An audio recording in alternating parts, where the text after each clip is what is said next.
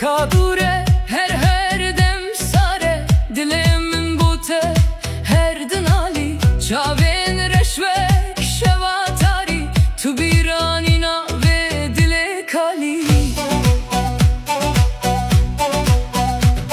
der Weg ist weit, der Wind weht kalt, mein Herz ruft leise deinen Namen.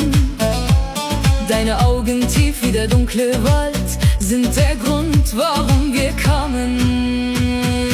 Sallana sallana tuteyci dur ve dilo geçti ve bewiden gepiroz wiege dich sanft im Licht der Nacht Turonia meni tu her piroz.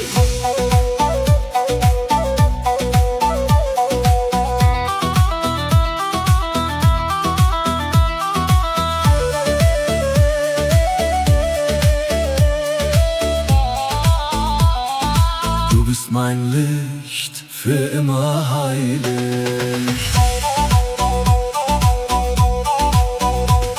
Zolzan bilindin, berfile bariye, kaniyan her kin dengetetini. Evina tedi singeminde, birinen kur her tim dikevinen.